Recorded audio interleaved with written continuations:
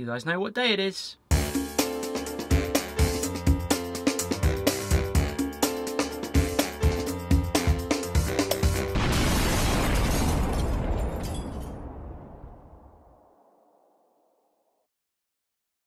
Yes, welcome back. I am here in the wooden house, as I like to call it. This week's episode is all about how to save weight while camping. Let's start off with axes. Now, how can you save weight with axes? Well, it all depends on what you want to do, guys. If you're wanting to cut down trees, and a lot of them, and it's winter time, you're probably going to want a bigger axe, such as this Holtz. This is a Holtzbrook, 24-inch helve, 2-pound head. It's going to chop down trees, guys. But as you've seen in my previous videos, this little bad boy, my most used hatchet, the Husqvarna hatchet hobby, this is going to cut down trees as well. But this is only a 1-pound head. You've got all that weight of that handle, all that weight of that head, and yet you've only got a kind of 18-inch or 16-inch handle here, or helve, and a 1-pound head. So you're saving a lot of weight just by lowering your axe. Realistically, are you going to be chopping down trees? If you're going to be chopping down trees, remember, you can do it with a saw, but also, is it wintertime, is it summertime? Because if it's summertime, you certainly don't need a whopping great axe like this. You can do everything you need to with a hatchet, and you'll know from watching my videos, guys, I use my hatchet in the winter as well. So you can get away with that. Now, as well as the pound head, I also have a smaller version, the Helco Work, I think it's the Black Forest axe. This is the Helco Work Black Forest axe, and this only has a 600-gram head. Different shape, it's more for carving for me, but I've got my leather collar on it there, which is, I'll save it for another video, all my axes. But again, this is even lighter than my Husqvarna one, so depends on what you want to do, guys, when you want to save weight. What is it you're trying to achieve? Do you need to cut down trees? If you do, fair enough, but you can do it with smaller tools. Remember, it's all about saving weight. Next up is saw. This is what I've been using recently in my videos, the Agua Canyon, the Boreal 21 from Agua Canyon. Unbelievable saw. Hacks down really small. It's like a bow saw, really, but folds out into one epic beast. Like that. Cuts wood so efficiently, and to be fair, is fairly lightweight. But again, what is it you're trying to do? What is it you want to saw? Are you sawing huge logs or are you sawing small logs? What does your trip involve? If it involves small logs, just go for a small folding Baco Laplander or Barco Laplander. This has seen me build probably most of my camp. So those of you who are long-term subscribers will know I've built a huge camp. This little bad boy, the same blade, which is absolutely, I cannot tell you how used it is. It really does need a new blade. It still does the job, but it needs a new blade. Look, I've taken off all that anodized kind of coating, which is meant to be an anti-stick coating. That's gone. But lightweight, and also you save on size. You've got that to go in your backpack, or you've got that to go in your backpack. Your choice. But I have to admit, this really does cut wood incredibly well. Next item we're going to talk about is the knife. Are you going to be starting a fire with your knife, or with a lighter, or with just a fire still that's got its own striker with it? You know, what type of knife work are you actually going to be doing? Because if you're not starting your fire with your knife, and you're not doing generally kind of carving projects or big knife work like battening and things like that, you could probably downscale. So this is obviously my knife that I use all the time, the Virtus Utilis. But at the same time, my food prep knife does pretty much the same thing. Admittedly, probably not as well, but that's the Opinel numero 8, number 8.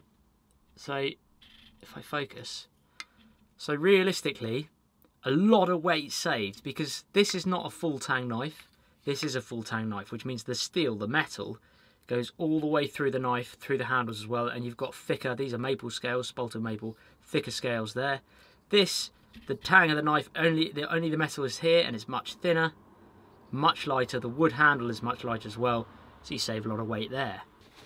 Now, obviously it depends on location, but are you going to use a tent such as this? This is a one-man tent, which has the poles in it and the tent pegs as well. And there's a fair amount of weight there. It's a lightweight tent this anyway. It's a one-man tent, but there's that, or there's a tarp, which is this, which is way lighter. There's no pegs in here at all because I can make my pegs out in the woods if I'm in the woods. And I can still make a tarp shelter like a tent from this. Again, size-wise, you've got a much longer item here. and a much sort of shorter, stubbier item here. All depends on how you want to pack your backpack, guys, but definitely this one is a lot lighter. So tarp over tent, your choice, your sacrifice. And the next thing is water. What do you carry your water in? Obviously you've got your hydration bladders, which can go in your backpack, those kind of camelback type things. They're fairly light, but they can store a lot of water in them. This one's only slightly smaller, but this is stainless steel. So this weighs a lot more than this, which is kind of hardened plastic really.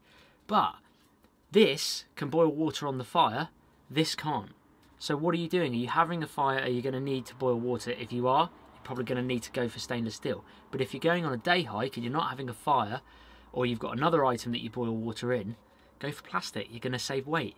Whilst on the topic of what you're going to boil your water in, will it be a kind of billy can like this, the zebra billy? This is the 10cm zebra billy, which is heavy. It's very good quality, but it is heavy, guys. Or this is part of the Pathfinder set that I've got, that my bottle actually nests inside of, and it does everything that this one can do, but it's way lighter, way lighter. Saving weight. If you want to save weight and you're boiling water, I've got that, but then I've sacrificed a bit of weight to have a stainless steel bottle. Maybe I could get a plastic bottle and put that in here. That way I could boil my water in here and have a lighter water bottle to carry the water. Billy can itself obviously boils water very well. Can store stuff in it, I guess. Where the bottle would nest in here, you can't store stuff, you could nest it in here, but it's a lot heavier. Next up, if you do a lot of camping in the mountains where there's not many forests, especially here in the UK, there's not many forests kind of high up in the mountains, you're going to be using gas stoves. Gas stoves have different sizes and different weights. If you're going for a 2 or 3, you know, even a 2 or 3 night hike, and you're going to use your gas stove for your breakfast, lunch and dinner, you can get away with a small gas stove which weighs a lot less. This is C250 and this is C240, I think. And the normal ones are double that. They're like 500, and that they weigh a lot more. So again, you can save money using gas by just downsizing, and a small one like this will still last you 3 or 4 days, or it has me personally. I've done 3 or 4 days on a small gas stove.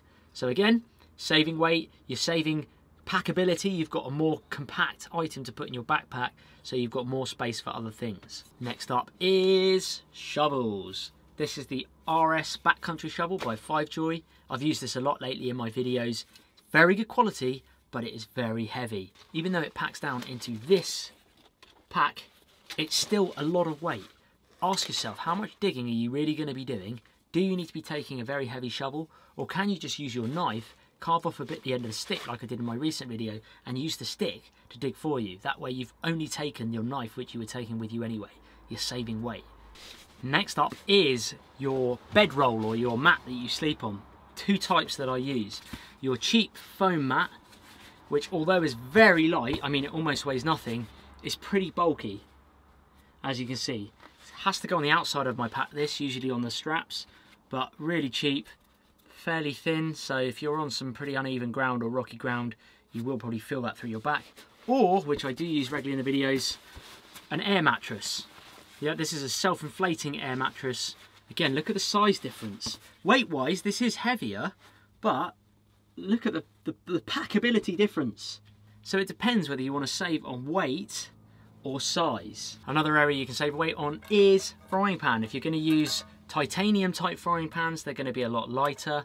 If you're going to use cast iron frying pans, they're going to be a lot heavier. You know, you've got frying pans of different sizes. With this one has a little folding handle, you just pull the catch there, handle folds over.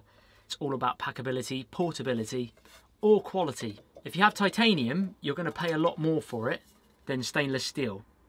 That's just the way it is. It's a more expensive metal. Titanium is going to be lighter, stainless steel is going to be heavier. Nearly there. Next up, torches. What type of torch do you guys take with you? If you're taking torches like this, big old, you know, proper big flashlights that are heavy, that take big heavy batteries, it's going to weigh your pack down. Alternatively, you can still use flashlights, but nowadays they come a lot more compact. They are a lot smaller, so you could go for a smaller one. If you wanted to get lighter than this, go for a small head torch like the one I used, the little through night one. Go for a small head torch, you saved even more weight. Realistically, how far are you wanting to shine light at night? Are you wanting to see miles in the distance? Or do you only need to know what's happening around your camp? For me personally, I don't need a super bright head torch or flashlight because I'm only looking down here in my camp generally when I'm working at night. So that's inevitably going to be enough. Up to you how you want to save weight, guys, but you can also save size. You can even get little pen flashlights, mini ones, which probably do the same job. Admittedly, their battery life isn't as good, but same job. Inevitably, you have to sacrifice something. Do you want to sacrifice the weight of your pack, or do you want to sacrifice the size of the amount of gear that you can get in there? Sometimes you can meet both ways and you can get compact, lightweight gear, but generally I've found you have to sacrifice one of the things. It's either size or it's weight. So hopefully some of the tips that I've just shared with you will help you when you go out on your next overnighter. Whew. And that's a wrap. That's pretty much most of the tips I could think of for you guys. Oh yeah, I passed 100,000 subscribers recently. Thank you all so much. I did do a live stream for last week's video on Sunday. I know it was a bit brief and I didn't keep it up on the channel because it was really just a chat and informal Q&A. But hopefully you enjoyed it. I can't promise these videos will go up every Sunday, guys. I'm actually getting super busy over the next few Sundays and weekends and weekdays, so I cannot promise that they'll be up every Sunday, but I'm going to try and put up as many on Sundays where I can. There might just be a week or 2 week break, who knows. It has got to that time in the video.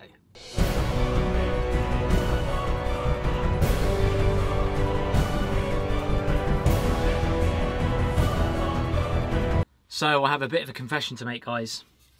This is the Stone IPA, the iconic West style IPA from Stone Brewery. And I have actually had this one before. In one of my videos, which I'll pop the link to in the video description below. It's actually quite a good episode. I did about 50 minutes on it, so do go and watch it if you want to. Let's do an artwork check. Looks pretty good to me. Celebratory 100,000 subscriber bevy, although I did actually have one in the live stream. Next time I'll try and give a heads up for the live stream, guys. Sorry about that. And it says here, delivering piney aromatics, piney, bushcrafty pine trees, delivering piney aromatics and citrusy hop-driven flavours. This IPA is the epitome of West Coast style. It is nice.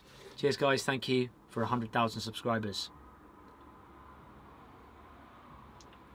Oh, it's beautiful. It's beautiful, people. On a serious note, I've worked really hard on my videos recently, and I will try and answer some of the questions I've been getting recently just about the style.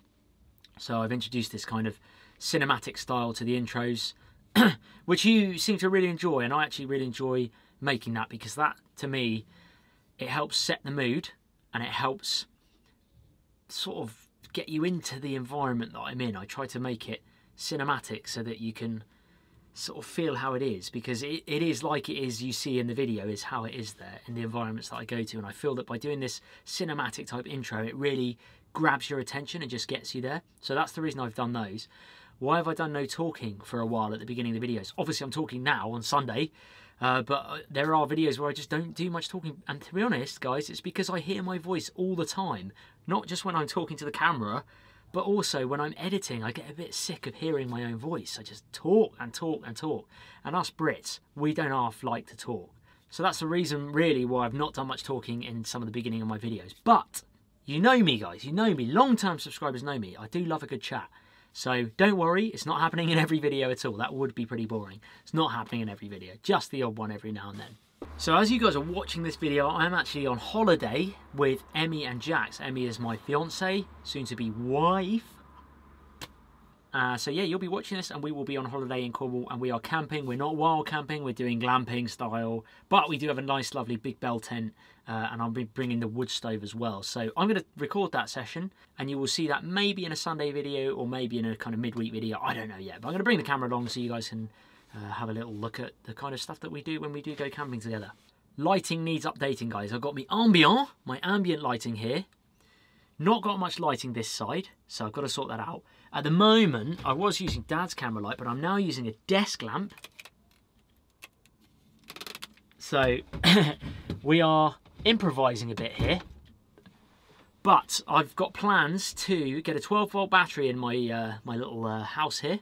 And I'm going to put the 12-volt battery in here, and I'm going to have two kind of bar or strip lights along the edge, but not coming into the screen here, just hopefully at the front, near the door so that you guys can see my face. That's the plan anyway. I don't know if it's going to work, but we're going to try it out anyway. So, also, let me know what you guys want to see here in this wonderful home of mine. What would you guys like to see? I've got my axes, I've got this sort of side I need to sort out. There's all my ant powders and slug pellets and all that rubbish. This side is pretty good. I will do a tour. Maybe in the winter I'll do a tour and show you around this awesome little man cave. Maybe that's what I'll call it, the man cave. This is the man cave. Yeah, I like that. But I'll give you a tour one day. Guys, thank you so much for watching the video. Thank you for all your likes, your comments. And if you've subscribed, thank you. If you haven't, hit the subscribe button. I promise you there's some really good videos coming up. Take care, guys, and I'll see you real soon.